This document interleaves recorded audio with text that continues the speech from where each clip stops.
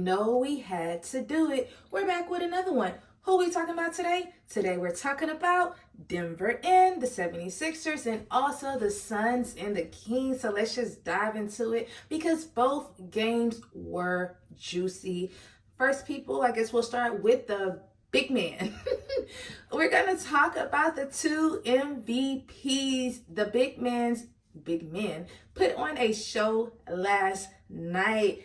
And it was just very entertaining to watch. So to see them playing, going neck and neck, and one thing I can say, I'm already getting ahead of myself because I'm excited. But one thing I can say is I felt like Joel Embiid definitely stopped Jokic last night.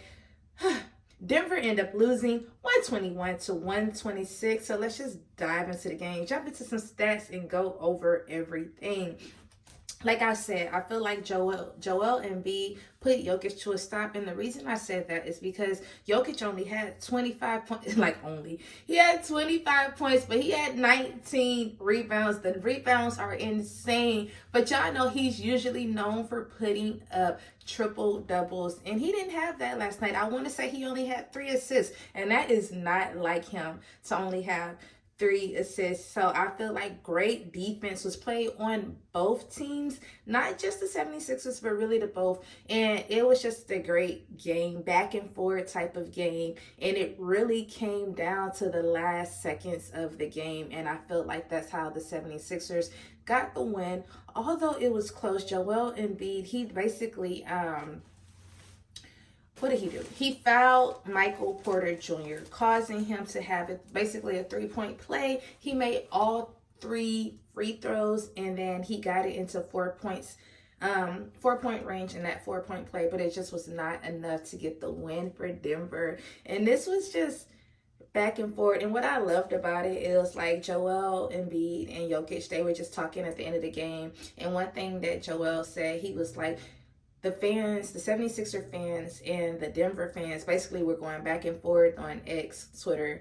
And he was like, they were both just like, who cares? We just want to play basketball. And I just like, for y'all to have that mentality, like y'all don't get wrapped up in the hype or what people are saying on the outside world. It's like, y'all are literally here to do your job, and that is to play the game of basketball. And they just did that. Just great plays, great moves. And let's just talk about the stats. I know I just said Jokic with his 25 points, 19 rebounds, and I believe it was 3 assists. And then the next person on the Nuggets I want to talk about, and that's going to be Jamal Murray putting up his numbers. He had 17 points and then he had 10 assists. So even for both of them to have these type of stats, although don't get me wrong, they're very great stats, but they have had better stats, in different games. So I just feel like the defense was there for the 76ers, and I just feel like this was a game that everybody wanted to watch. And man, it was just like a show was put on last night. And then we're just going to talk about the 76ers, and that is Joel Embiid going off for 41 points, 7 rebounds, and then he had 10 assists. And this is his 18th straight game where he have had 30 plus points or more. So it's like, big ups to you. I don't know who's going to win this MVP this season, but I don't know. It's going to be good. The running is tight, and it's just like Joel, like I told y'all, his stats just get better every single game. His scoring, he's always doing like 40 plus points or more in every game, and it's just like, man, like you really dominate the court, and it just be looking like the effort just effortlessly. And I love it. Like, I love watching it. And it's like, I like watching the 76ers because y'all already know I'm about to head and talk about my boy Tyrese Maxey. I feel like I talk about these two players every single game, but they are literally the dynamic duo when it comes to the 76ers.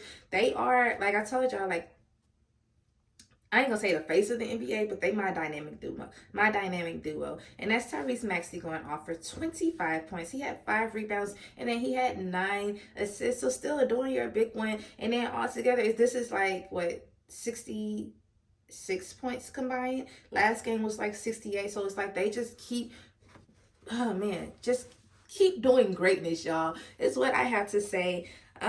Like I said, very exciting game. It just was not enough for Denver to get the win. Because y'all know I love watching Denver play too. Because I tell y'all all the time, they play like it's a championship game every game. The fast pace, the energy, great ball movement. And to watch them, it's just like, okay, I see y'all. And then I feel like Philly, they're number 3 on the East, if I'm not mistaken. Number 3, because that's the Celtics, the Bucks, and then 76ers. So even when Joel Embiid was out, the 76ers were still able to like hold their own and like keep like that standing in the Eastern Conference. So it's just like big ups to y'all for doing that. Like just looking amazing. And then I think Denver is number 2 because Timberwolves are number 1 on the Western Conference. So both teams, I was reading in the report today and it was like this would be a great matchup in June, like if they was to both go to the finals. I was like, dang, like watching it last night, I was like, this would definitely be a great matchup. But you know, that's 6 months away, so we don't know who's playing. But we're just gonna head over to the West, and that is the Suns and the Kings. Oh my gosh, when I say both games was exciting, they were both exciting. Both Denver 76ers and then both the Kings and the Suns. And the reason I say the Suns and the Kings game was exciting because I have to give the player of the game to Grayson Allen. From start to finish, he was hot. He hit 9 threes last night, and I really feel like he kept the Suns alive because at the end of the day, the Suns was losing by 22 points. They was really trailing the whole entire game up until the fourth quarter. The only lead prior to the fourth quarter they had was the beginning of the game, which was 3-2. And then they finally it was like they went on a 23-4 type of run in the last 8 minutes of the game. And it was like they got hot and they could not be stopped. And that's just what happened. It was like the turnovers from the Kings, the defense from the Suns. It's like they just came alive in the fourth quarter. And I'm just like watching my thing like this, like, oh my gosh, back and forth. Like, what is happening? Like, they really came back and took the lead. And so they won 119-117. So let's just dive into the stats. I was already talking about Grayson Allen shooting 9 threes. He finished the game with 29 points, 5 rebounds, and he had 6 assists. And like I said, he carried the team, no lie, from start to finish. He was the only one that was hot. I think he had like 20 points in the first half, and then it kind of like trickled down going towards the second half. But at the end of the day, he was the only one that's hot. Everybody else started off super slow from the Suns. So it was like for him to just take the lead and take over. And you know, he's so quiet. So it's like, dang, like, okay, Grayson, we see you putting on the show. And then the next person, and I can give him player of the game too, and that's going to be KD finishing. He had 27 points and he had 5 rebounds last night. And the reason I say I can give him player of the game is because he came alive in the fourth quarter, basically helping his team win. He had clutch threes. Him and Eric Gordon both came out the gate, clutch threes in the fourth quarter. But what put it over the top was when he went for the shot in the last 1.8 seconds of the game, and he had to shoot 2 free throws, basically leading the team. And after that, it was pretty much over. So it was like big up for the Suns. And it's like, that's what I be talking about with the Suns. I said, I'm just getting so excited. But when I talk about them, because I be like, they play so good the first 3 quarters, and then the energy just kind of like dies down. And it was like last night was the opposite of that. It was like, yeah, they had a slow start. Yes, they were down by 22 points, but they really showed everybody like we can come back from this in the last, quarter of the game, and we know how to win it. And that's just what they did. Clutch shots. Great plays was being made this the Kings played one-on-one type of basketball, and it was just exciting to watch. And now I'm just gonna head it over and talk about the Suns, and that's De'Aaron Fox fouling out basically the last minutes of the game. He fouled out, but he finished. He had 33 points, and then he had 6 rebounds, played one heck of a game last night. He really wanted it, and you could tell, like, because he played great. He played great the entire game. It was just like, it kind of got sloppy towards the end as to why I feel like the Suns just came alive and took it. And then y'all already know the next person I'm about to talk about, and that's going to be Sabonis. bonus. Yes, 21 points, 12 rebounds, and 11 assists. So big ups to you. And this is his 23rd consecutive double-double. Like, I'm telling y'all, this man is super consistent. I'm not gonna lie, the Suns did have him on his toes though. Like, they was putting defense, they were stopping him. But for you to still get those stats, like, you did what needed to be done. It just wasn't enough for the win. I just feel like the way you start, like with all the energy that the Kings had, y'all had to have finished it like that. You know, like, so y'all could have won the game last night. And I think that's just what happened. The energy just kind of like died down, and the Suns was like, we want this. Y'all in our town, y'all in Phoenix, we not gonna go down like this, losing this bad. Because the Suns, they were turning it over.